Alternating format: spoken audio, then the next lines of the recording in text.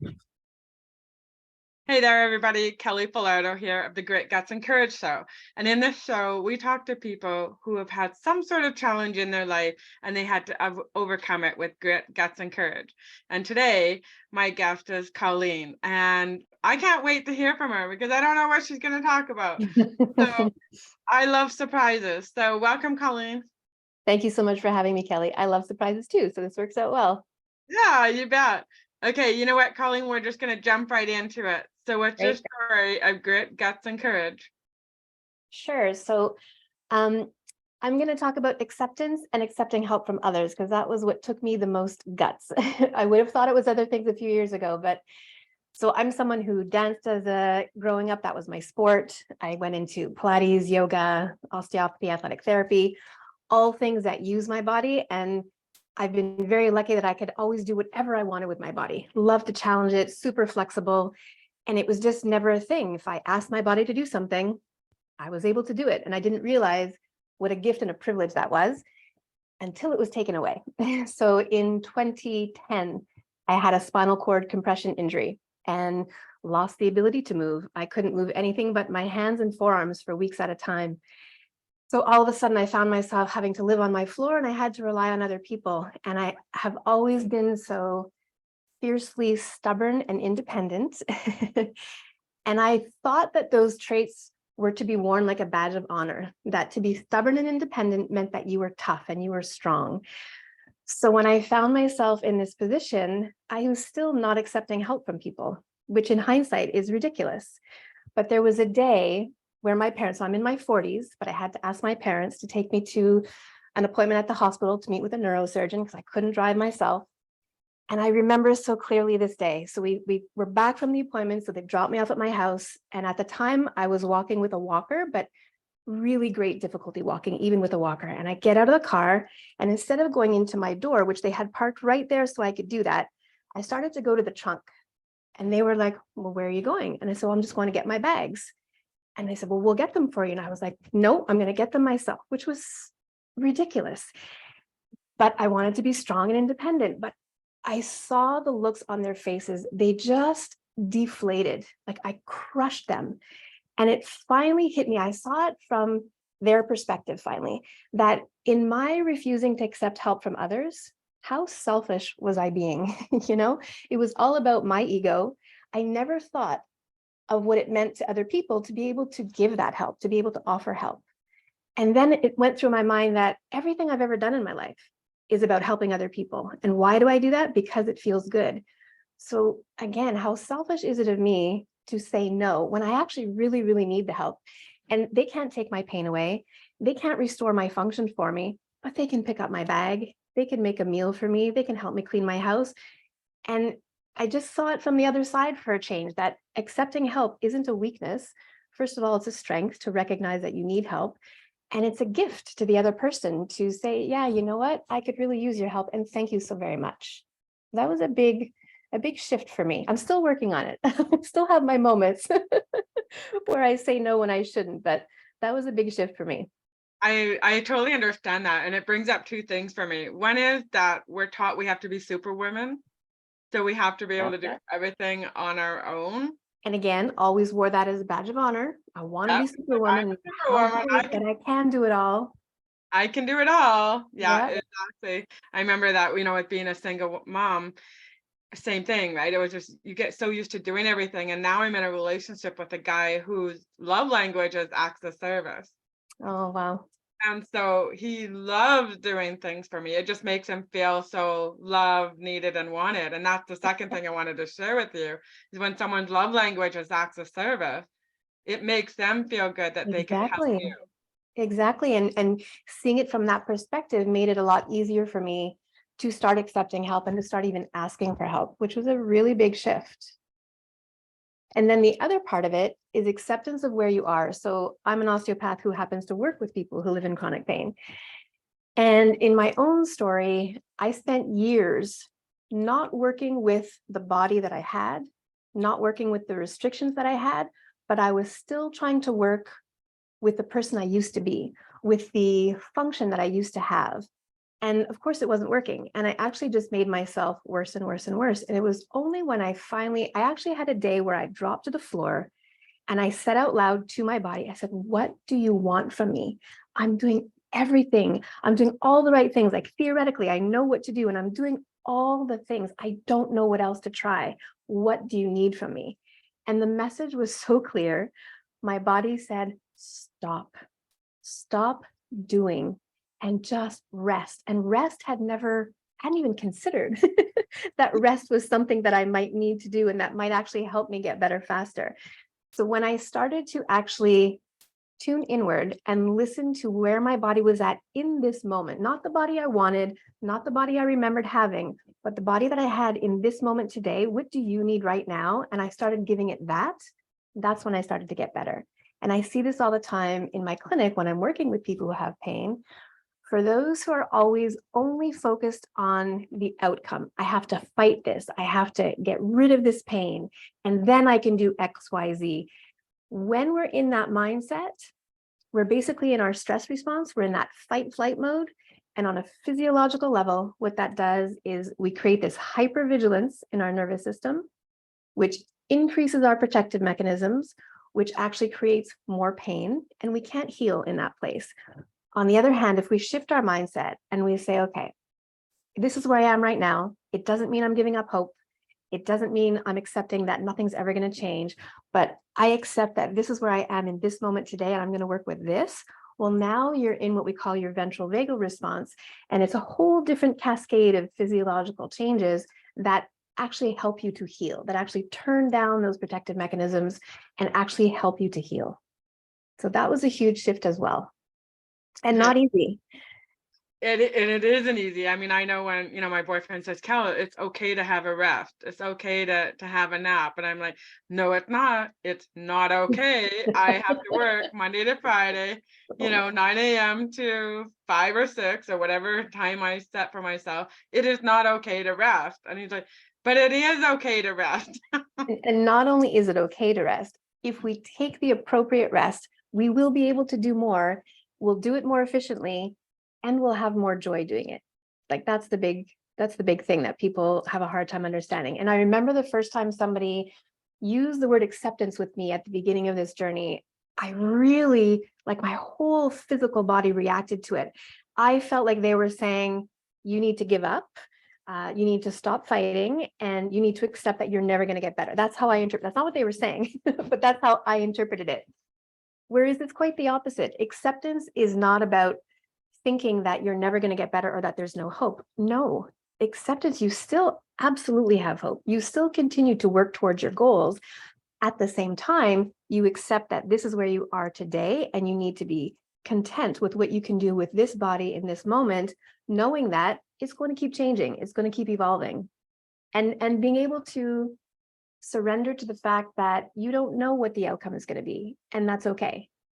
And that's not easy. So, 20 years ago, or even 10 years ago, I would have come on here and I would have told you that my guts and grit came from how strongly I worked in my exercises to get my strength back and my coordination back and all that. But no, that part actually comes pretty easy to me. It's hard physically, but mentally that part is not hard for me. The acceptance piece and the accepting help from others, oof, that takes a hell of a lot more strength.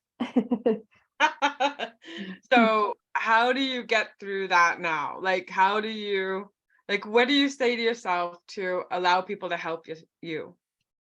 I have to keep, and this is something that as I say this out loud, I realize that means I still have work to do, but I have to keep flipping it. I have to see it from their perspective. Like my husband, for example, is like your husband. He loves to give, he loves to help me. He can't stand to see me suffer and struggle. Yeah. Sometimes we need to struggle a little bit to get to the next step, right? You have to challenge things to change them. There is that element. But then there are other times where it only makes sense to take that help so that you have more energy, more resilience, more get up and go to do the next thing, right? So when I see in his face or in my parents' face or in my sister's face, that look of, it just like, it's like they deflate, like they want to be able to do something and they can't fix any of what's happening physically, but they can do so many little things for me that do make my life easier.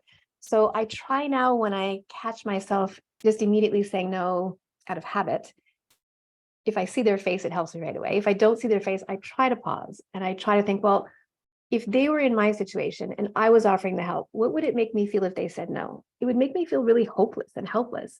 Yeah. And like, okay, I can't do Just want anything to for let them. me And that help feels, them. I can help them and make yeah, it it. feels terrible when you can't help the people that you know are suffering. So for me, I still have to flip it and see it from their perspective. So as I say, I guess that means I need to work more on myself, because it should just be about that I feel okay with just accepting the help. And I do sometimes, but sometimes that stubbornness still, Yeah, oh, for still sure. rears up. I totally understand that, because Mm. I'm so used to doing everything on my own. And then now that I have a man in my life who loves to help me and do things, he's very much like your husband, where it's like, I don't like to see you suffer. I don't like to see you in pain, and just let me help you. Yeah, I can And help isn't you. that lovely? Like, how lucky are we to have that, right? Yeah, And exactly. someone just said this to me yesterday about something completely different, but they said, oh no, actually it was, you know what? She was offering to help me with something. And I said, oh, thank you, but that's way too kind. I would never take you up on that. And she just looked me right in the eyes and she said, it takes a village. And I thought, you know what? It's so true. And that's such a beautiful concept that yes, it does take a village. And to deny that community element, that ability to lean on each other, that's actually turning down something that's really beautiful, as opposed to, yeah, you know what? I'm going to accept to be part of that village and I'm going to let myself be carried in this moment. I'll carry you at another point, and I really like doing that, but I'm also going to let you carry me because I know that that gives you joy, you know? Yeah, no, that's fantastic. Okay, so a young lady comes up to you.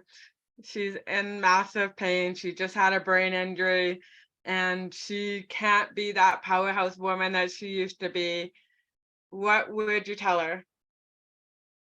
So interestingly, I had somebody yesterday who is that powerhouse woman who's not a brain injury, but knocked down by an injury. And her brain kept going to all the things she has coming up, which is what we do, right? Like, oh, now I'm not going to be able to do this. I'm not going to be able to do that.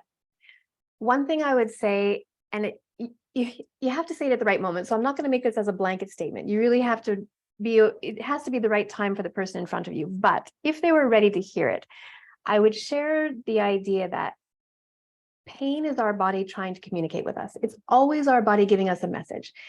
It's never clear what the message is. Our body is great at letting us know something's going on. It's not good at letting us know what is going on. But if we can at least stop, tune in and start paying attention, often one part of the message is that we need to rest. It doesn't mean that you have to stop everything in your life.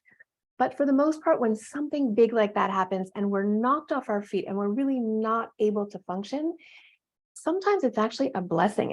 It's sometimes is a gift. And it often happens to those people who would never allow themselves to stop unless they literally could not keep going on. And I was one of those people. I would not have stopped if I just had pain. I would have kept going. So Hmm. my body Push gave me through it. You got to pain push through and it said, okay, that. well, you are not going to be able to move, and see how you deal with that. So that's what I would say, is to try to look at, and it can sound terrible. I'm not going to say to someone on their first day, it's a gift, embrace it. You know, you have to, the person has to be ready to hear it. But I will say, use this as an opportunity to tune in and figure out what is your body trying to get you to understand, because it's trying to tell you something. It's like your best friend scooping you up in a hug and saying, Kelly, we need to talk, you know? So just be ready to listen. Okay, what do you need to tell me? And then act on it. Oh, that's fantastic. I love that. Okay, so what is the gift in the challenge that you had? Oh gosh, so many, honestly, so many. So one thing is that I, like I said, I happen to work with people who live in chronic pain, and I have for 25 years. And I thought at the beginning that I understood what they were going through, because I had a chronic pain experience when I was in my late teens, early 20s. So I thought that I got it. But when I went through that chronic pain experience, it was very different. I could exercise my way out of the pain temporarily. I could do things that made me feel better. It didn't affect my cognitive abilities, that kind of thing. This time around, it's very different. I lost a lot of function. My cognitive abilities were affected for many, many years. I'm just starting to be able to teach and speak again. So it really stripped me of my identity. Everything that made me me was now gone. And in hindsight, that was a gift because it made me have to turn inward and see, okay, well, I'm about more than moving my body. I'm about more than teaching people. I'm about more than speaking. So I had to look and see, well, what other qualities do I have? What other things make me me? So that was one thing. Second thing is that I didn't have the full understanding of what people were living with. And so as an osteopath who works with people in chronic pain, I can see now that just in the way that I ask my questions and in the way that I respond to their responses, they see that I get it and they relax in a way that I didn't used to see because they trust that they're in a safe space because not only do I get it intellectually, but I get it in my body. And it's hard to understand the minute by minute challenges if you have not lived it. And you know that you've been through your own major medical challenges. As much as someone can give you empathy and compassion, if they've not lived something like that, it's hard to understand how much of every single aspect of your life it affects. So to me, it's been a real gift that I can really understand when someone shares with me their struggles. I get it. Love it. Okay, cool. So, Colleen, I know that you do some incredible work. So what is, what is some of the work that you do and how can people work with you? Sure. So I'm a hands-on osteopath, a manual osteopath. So I work in clinic. My schedule's full for that. So it's a little difficult, but you can always get on my waiting list there, which is on my website. I'll give you all my contact in a moment. But one of the things that I'm really proud of is I developed an online pain care program, a 10-week program. And this has been incredible. I had a vision of how it would help people, and it's actually helping people more than I anticipated. And so I'm thrilled. The changes have been great. So a lot of people who used to have to come and see me in clinic quite regularly, once they took that program, they don't need me anymore. And that's what I want for people. If you want to come and see me because it helps you to feel better, great. Come as often as you like. But I don't want you to need me. I want to give you the tools so that you can help yourself on a day-to-day basis. And then I'll just do some extra stuff to make it a little like icing on the cake kind of thing. So my online pain care program is called Dare to Heal, and I can give you the links to those for the show notes after if you like. I have a YouTube channel, Stillness in Motion with Colleen Jorgensen, where I offer a lot of free resources. Same thing on Instagram and Facebook. Instagram, it's _ Stillness in Motion. Facebook, it's Stillness in Motion. And my website is ColleenJorgensen.org. Excellent. Okay, so what are some words of wisdom that you'd love to share with everybody? I think that I wish that people understood how much wisdom our body has. We were born with this intuitive connection with our bodies. We kind of train that out of our kids so that when we become adults, we actually are quite disconnected from our bodies. And to me, one of the best gifts we can give ourselves is to return to that intuition, to that knowing that we are born with, that all of us have. Some people think, oh, I don't have good body awareness. Well, it's okay because you were born with it, and it's a skill that we can train, just like learning an instrument. So to just periodically pause, even if it's for a few seconds, turn inward and just listen, pay attention. Your body is constantly giving you messages. If you can learn how to respond to those messages, kind of like your dance partners, everything in life gets a little bit easier. So is there like a question you ask yourself? Because I know like when I first learned how to paint, basically I was taking a course from a lady who said, ask yourself, what does my heart say? And then I would just paint whatever came to my heart. No, I love So is that. there like a question that you ask yourself that helps you to tune into your body? Yeah. Yeah. So there are quite a few. That's a great question. Thank you for asking that. So you can be more general and literally just say, how am I today? And what do I need today? And what do I want? Because sometimes it's okay to just have what you want and say what you need for another day, right? They're not always the exact same thing. So how am I? How are you? And what do you need and want? And then if you want to get a little more specific, there's 3 things that we can check in with that give a lot of information. One is, how is my breath? Is my breath flowing easily and naturally? And if not, it's usually because we're in our stress response. So just taking that moment to notice, okay, my breath is jagged, it's quick, it's shallow, I'm holding it. Okay, let me just take a couple of minutes to soften that out, to make it a little easier. Same thing with body tension. We tend to grip in our muscles when we're in our stress response. So just a tiny little body scan, checking in from head to toe. Is there anywhere where your muscles are gripping, holding on, or firing that aren't serving you in that moment? Always the first step is just notice. Second step is, okay, well, can I soften those out? That's not needed right now. Can I just let that go? And the third thing is thoughts and emotions. We tend to have stories attached to any sensation that we have in our body. And if you're someone who's lived in pain or with a chronic illness, or you've had a bad injury, or you've had trauma in your life, it's very easy for the brain to attach a negative story or a fearful story or a story of judgment to physical sensation you have in your body. So to notice that and to flip the script, to offer a story of hope, compassion, joy, gratitude. And again, it comes down to, what does that do to our nervous system? And it shifts us from that place of fight or flight into that place of the parasympathetic healing. So breath, body tension, thoughts and emotions, and how am I? What do I need? And what do I just want? I love it. That's awesome. Because you and I were talking about that earlier, before we got on the call, where, our summers are so short, and, what do we want to do? Versus We what we want to need be to outside do. doing the fun thing versus what do we need to do, and you and The I shiny are penny. the power women that are like, we gotta work, right? Yeah. So nice when it's nice out and we just go out and do what we would like to do, or that's amazing. I'm going to promise myself to go directly outside when we're done right now, just even if it's for a few minutes. Yeah, that's fantastic idea. Excellent idea. Let's promise Okay. each other we'll both do it. Yep, exactly. I've got 15 minutes before my next coaching call, so I should Perfect. be able to do that. So, Perfect. okay, Colleen. So, thank you so much. You've just been great to chat with, and it just seems like such a simple concept, but it can be so difficult at times.